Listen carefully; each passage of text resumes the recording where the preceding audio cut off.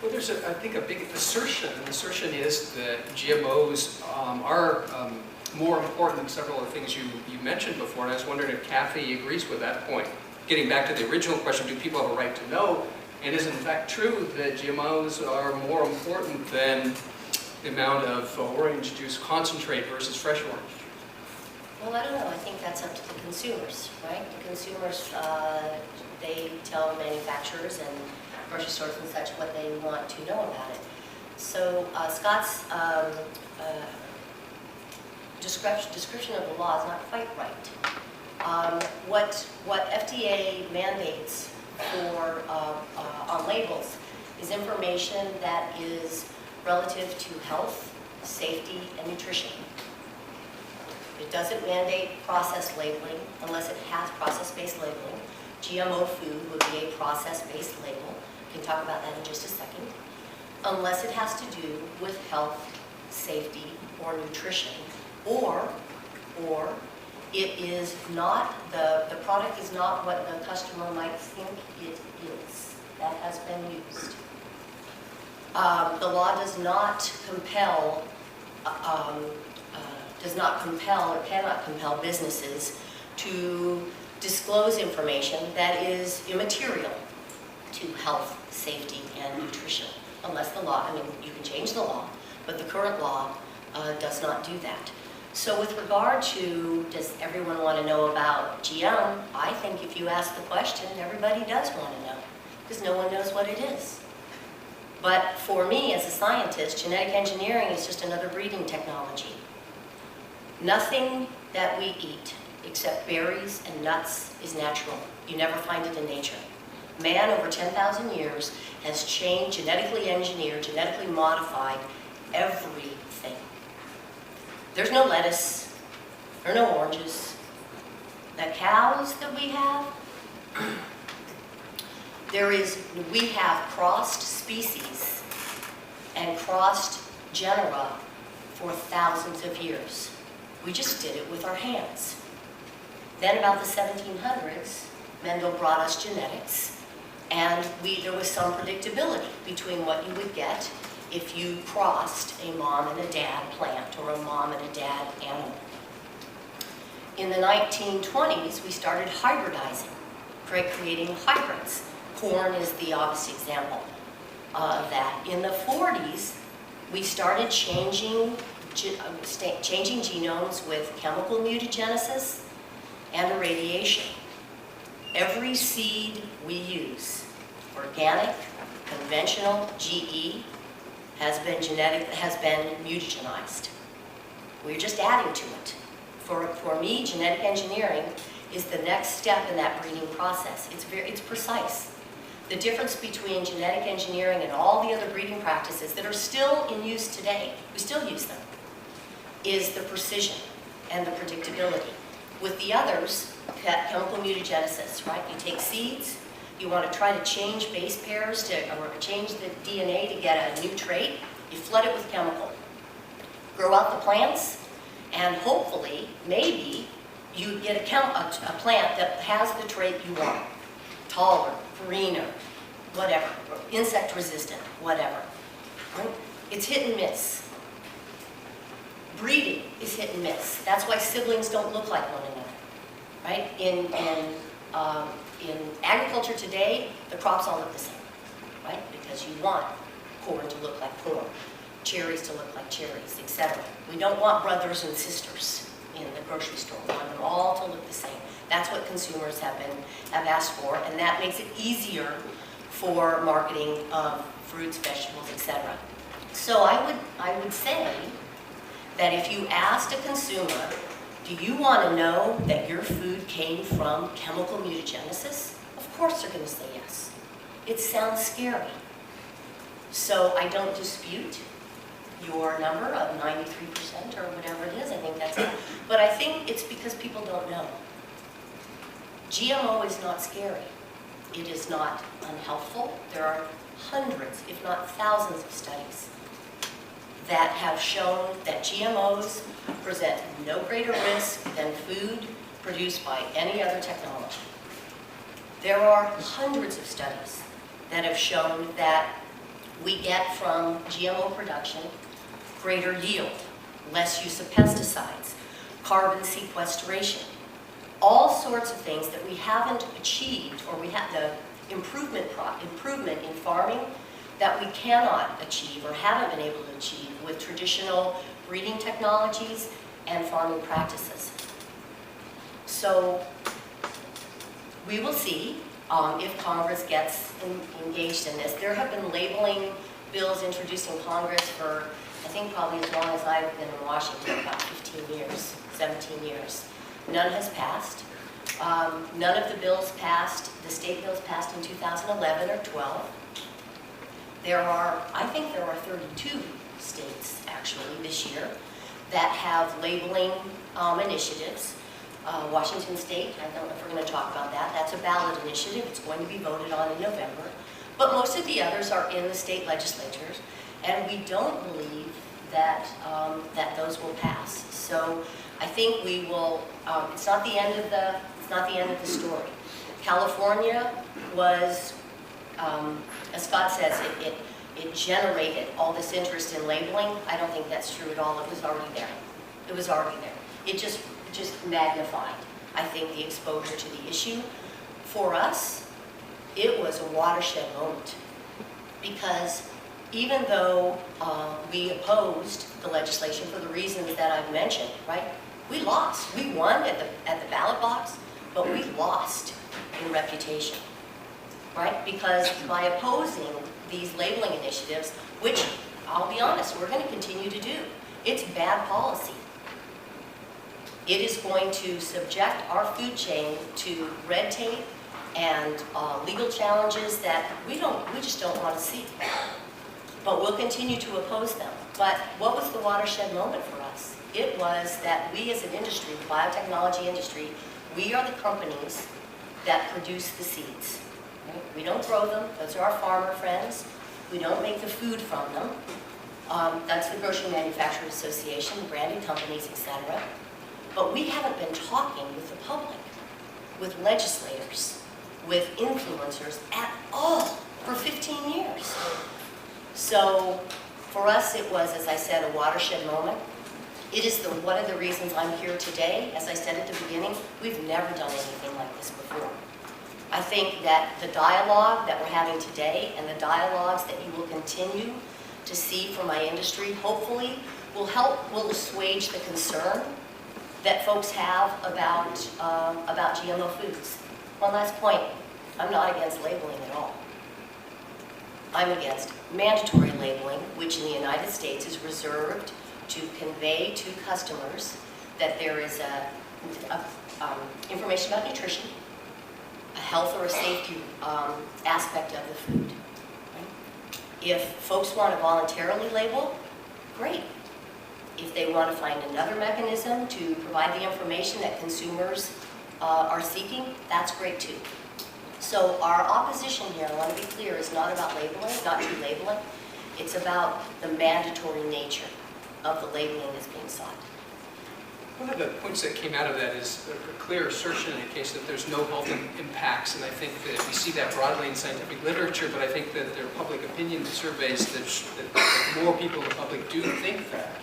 And as well, I do think that public opinion polls have shown a decline of concern of GMOs. I don't know if you want to take that on. Do you agree that there are no health effects and health impacts that we work on? I think that there are many reasons that people want to know whether there are GE ingredients in their food. Some people are concerned about health effects. Some people are concerned about a regulatory system that relies solely on industry-funded science.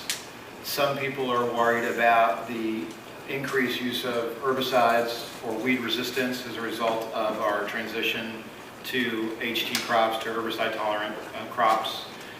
Some people are object because they have religious concerns. They think that we've crossed a line that we didn't cross when we relied on traditional breeding technologies and techniques. I think that but what's fascinating about this issue, and if you go to justlabellit.org, you can actually look at some of the polling that was done for us, is that there are many reasons that people feel like they'd like to know whether or not there are GE ingredients in their food. But the support for labeling cuts across virtually every demographic. It doesn't matter whether you're old, young, male, female, your race, your income level, even your political affiliation. We found more than 90% of Americans feel like they have a right to know whether there are GE ingredients in their food. Even Republicans, 90% of Republicans who are polled. I mean to say that. Many great Republicans are advocating for sound food policy. Even Republicans are just almost as likely as Democrats to support labeling of food with GE ingredients. And I think it's not my place to judge. I think the question is, why wouldn't industry support ultimately letting consumers know something that clearly they believe is important, that they think is material, and that they believe the absence of that information ultimately makes the product deceptive. I think as far as, I just want one thing to keep in mind here is if an ingredient were unsafe, it shouldn't be in the food. That's not a labeling question. If ingredient's unsafe, the food's adulterated and it needs to be taken out of commerce. And that ingredient shouldn't be in the food in the first place. So at some level, the safety issue is sort of a straw man. We should put that issue aside. And I think that, and then the real issues are, and Cathleen alluded to this, do consumers think that the food is something that it isn't?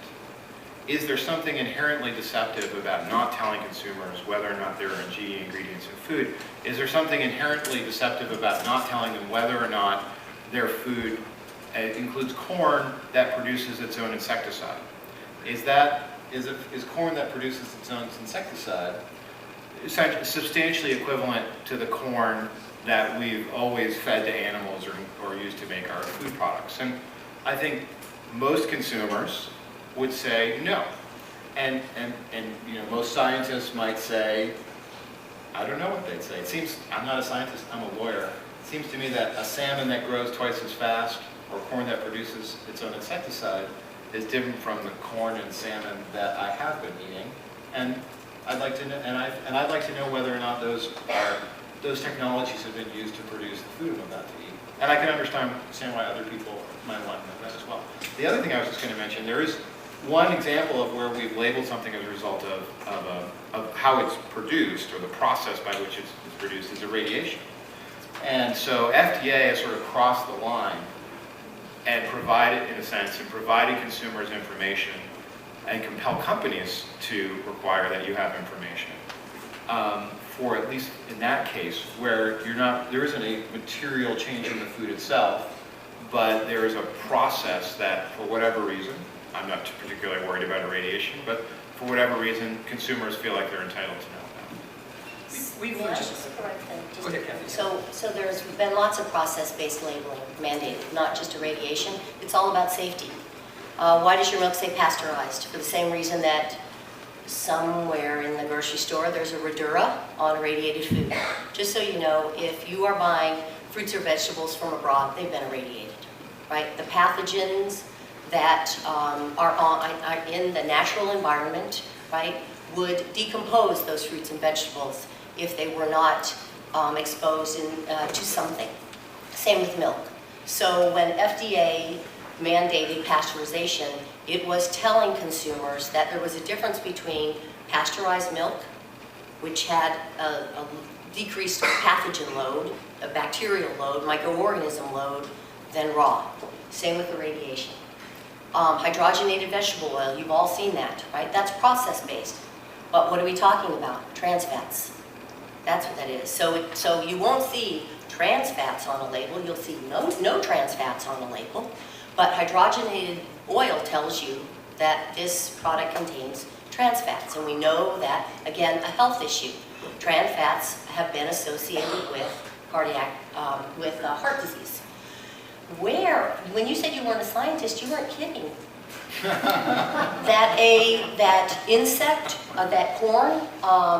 corn produces its own insecticide. No, it doesn't. So It doesn't at corn all. that produces BT in order to... Not at all. Okay, so let's just have, may I quickly, very quickly, Bio 101.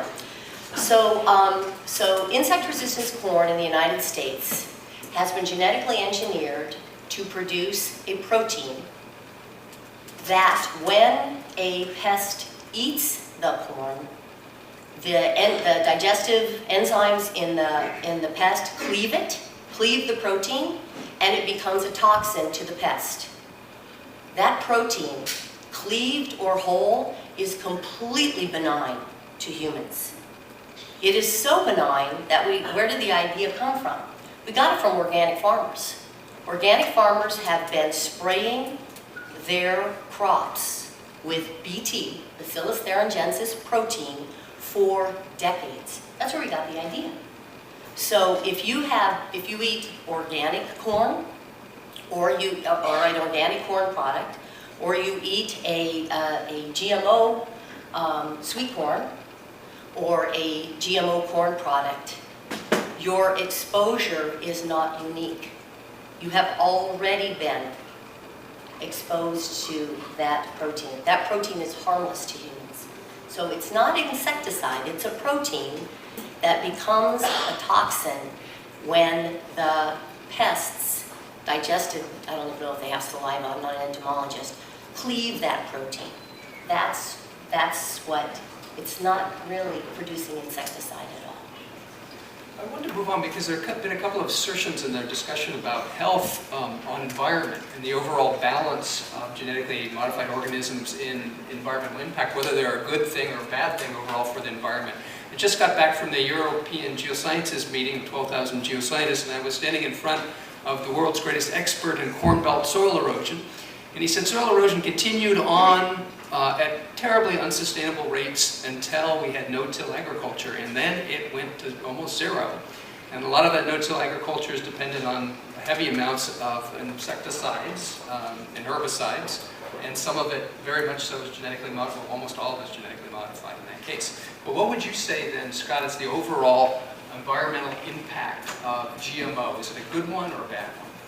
Well, I think it's a mixed record. So what we've seen, and there was just a study produced by Washington State, that the promise that was made 20 years ago that ultimately that HT crops would result in a net decline in herbicide applications has not been delivered on. If you look at total amount of herbicide applications from 1996 until I think it was 2011, we've seen an increase of about 527 million pounds of herbicides. And USGS just recently found that in some parts of the country where those herbicide applications are particularly significant, people are literally walking outside and inhaling glyphosate into their lungs when they're breathing the air in the morning. So clearly there are some downsides to our investment in glyphosate and our heavy reliance on glyphosate. A second part of that, and there's been a lot of documentation of this, is that because now such a large percentage of crops are genetically engineered crops, that they're genetically engineered to rely on glyphosate, we're seeing increases in tolerance to glyphosate and ultimately producing weeds that can no longer be killed by glyphosate or Roundup. And so farmers are having to resort to different kinds of weed killers in order to continue to productively farm.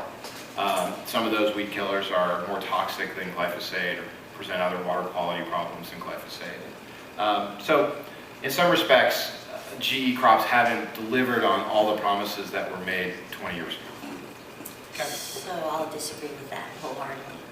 So what we have is you were talking about, Tim, is that with the advent of herbicide-tolerant crops, we've gone to no-till agriculture, 100%. Let me just make sure everyone knows that most of the crops we're talking about are the grains, fiber, cotton, and sugar beets, right? There are very, very few fruits and vegetables that are genetically engineered. And I think people think there are, but that is not, the technology has not been adopted in droves by the fruit and vegetable folks the way it has been for the traditional row crop, middle of the country farmers. But what's happened with no-till is that we've seen soil nutrients conserved, certainly topsoil. I created the Dust Bowl back in the 30s. That's conserved. There's less runoff from farms, not only of soil, but nitrogen, fertilizers, and phosphorus, right, that is also used in conventional agriculture. So the water is cleaner. There has been, in fact, I just read this, I think this year, folks were wondering if the adoption of no-till resulted in increased carbon sequestration capacity for farm fields, and it has, apparently, down deep, it has. So, I would disagree that the environmental benefits are the jury's still out. Studies have been shown that, and I'm going to separate pesticides into insecticides and to herbicides, if I might. Together, weed killer and insect killer, we call them pesticides, but if I can break them to make my point, thanks. So, insecticide applications are down 8.3% across the world in the last 15 years. Okay? We're making progress. Herbicide use, glyphosate, is up, but just as Scott said, but it's not per farmer. Per farmer, herbicide use is down because glyphosate is so effective and so benign. It is the softest herbicide. It's chemical, right? They're chemicals. It is the softest farm chemical that we have. And so when herbicide-tolerant crops became available to farmers, they adopted them like crazy, reducing their exposure to harmful, more harmful herbicides. They had to apply herbicide less often. When you apply less herbicide less often, you're sitting on a tractor less time, which means you're burning less fossil fuels. So the carbon footprint, actually, of herbicide-tolerant growers has actually shrunk because of the adoption of herbicide-tolerant crops. Weed resistance, if I may. So weed resistance is not new, it's in agriculture. In health, it's antibiotic resistance, right? We use them, but if you put a pressure, evolution tells us, on an organism, it adapts. So it's no surprise that we have weed resistance today, but glyphosate is not the culprit. We have had weed resistance since we've been applying chemicals in agriculture for about 50 years now. In the United States, there are about 215 weed species that are resistant to farming herbicides, right? Farm-used chemicals. 15 of those are resistant to glyphosate. So we know that it's an issue that we have to address, but weed resistance is not something that emerged as a result of herbicide-tolerant crops and the increased use of glyphosate. Lastly, on increased use, one of the reasons that it's increased, as I said, per farmer, it's not increasing at all. If you look at corn growers before and after herbicide-tolerant crops, decrease. Soy farmers before and after herbicide-tolerant soy, decrease. But it has also allowed us to farm where we couldn't control the weeds before. This is specific to the southeast in cotton. We didn't have a good mechanism to control weeds in the southeast in the southeast. So farmers would grow soy, but they wanted to grow cotton. It grows really well in the southeast, but they couldn't because there wasn't great weed control. With herbicide-tolerant cotton, they are now planting cotton. So the increase in herbicides, I don't disagree. We have seen it, but it's not quite a single statement. You have to dig deep and find out why there's been an increase in herbicides. And it's also worth noting that you have to dig deep to understand why more farmers have switched to no-till since the 80s. And certainly, the advent of HT crops is not the only reason or even the primary reason that farmers have switched to no-till. So there are a variety of reasons, one of which is that many farmers found that it saved them money. It also was it also a result of the fact that Congress in 1985 required as a condition of getting subsidies that farmers adopt basic practices to reduce soil loss, and no-till and other kinds of conservation tillage practices or among the ways that farmers would take steps to stay in compliance to, in other words, to deliver some public benefit in exchange for the subsidies that they're receiving. So I don't doubt that the advent of HT crops has helped spread 100%. no-till, but there are lots of other factors that have contributed to the spread of no-till. Good. Any other statements on environmental impacts? Did we cover those? All right.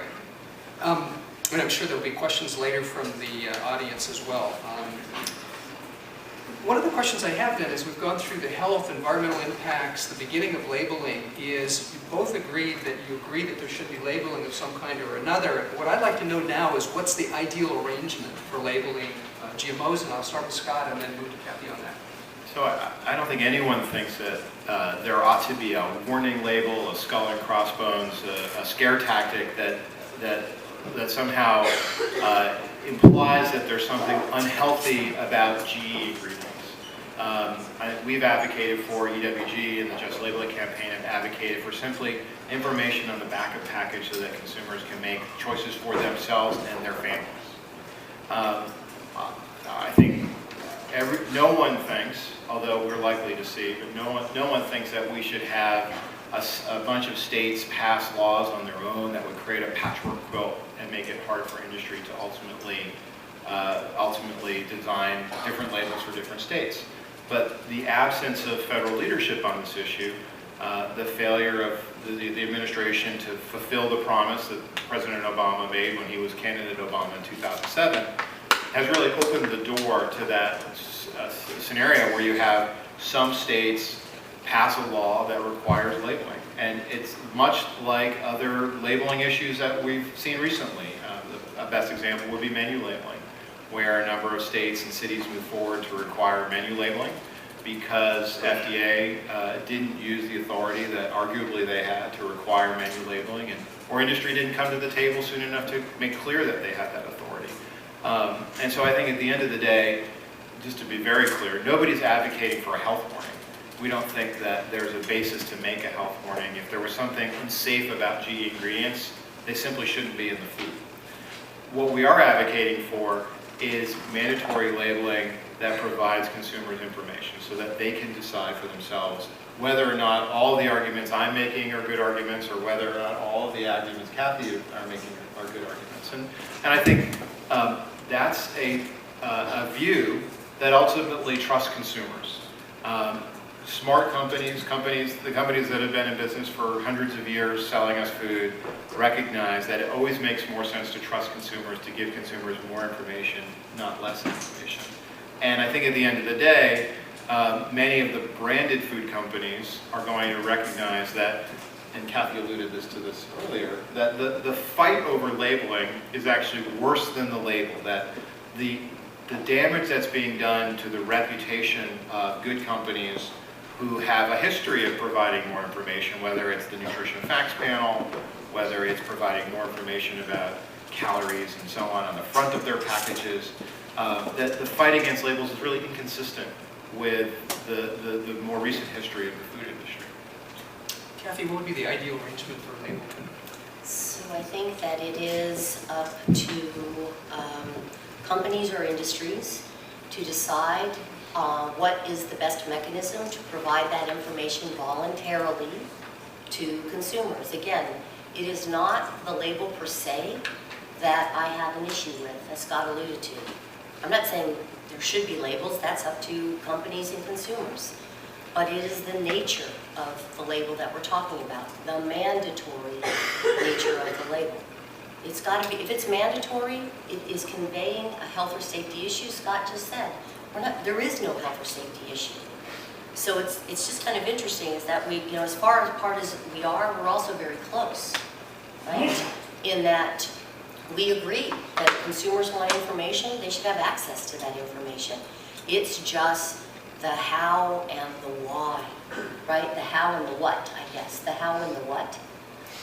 And the how is the mechanism. If it's a voluntary mechanism, we're completely supportive of that.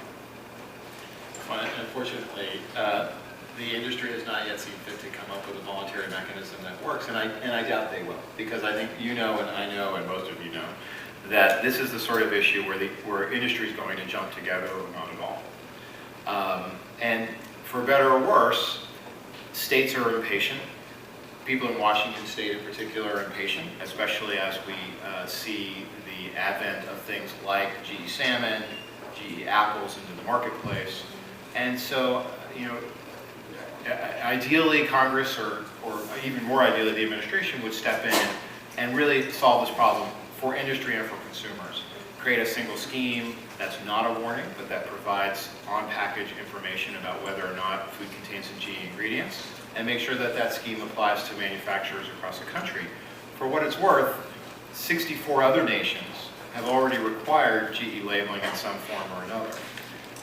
And so, and these countries are not exactly beacons of liberty like the United States. Saudi Arabia, China, I think Kazakhstan was one of the most recent countries to require GE labeling. And so, I think ordinary consumers have to wonder, why is it that now about half of the world's consumers have the right to choose for themselves whether or not to buy food with GE ingredients, while folks in the land of liberty, have to wait for I guess a voluntary initiative to take hold within the industry. One last question we'll get to here, and that it's a question that will come up from the audience anyway, but I'm going to ask it now, and that is that if they jump together or not at all were true, then Whole Foods wouldn't have a policy to GMO label, right, in the next few years. And so, real quickly before we get into this further, what do you think is behind that? Well, not to quote Don Draper, but but Don Draper once said, the official slogan of the United States is not "In God We Trust." It's not "E pluribus unum." It's "The customer is always right." And clearly, retailers and some food manufacturers are getting that consumers simply want to be able to make these choices for themselves. They don't want to wait for industry to decide that now you're all been educated enough or entitled to know something that right now only the manufacturers of these foods know. So I think Whole Foods recognize that. I think other retailers are going to recognize it as well. Certainly they see it they are hearing about this from their own customers. They're not the only retailer that's hearing about this from their own customers. Kathy's going to bring us insights from Game of Thrones now. Yeah, that's right. So, agree with Don Draper, the customer is always right.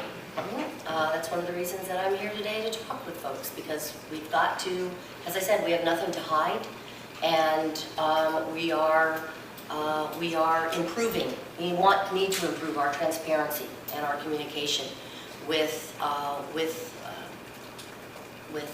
I don't want to say customers, because our products we sell to the farmers, right? It's the grocery manufacturers and other food manufacturers that sell to the ultimate consumer.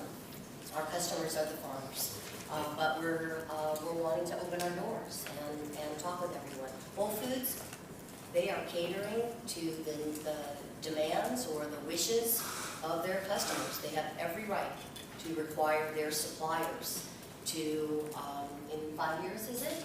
5 years, label food that is derived from genetically modified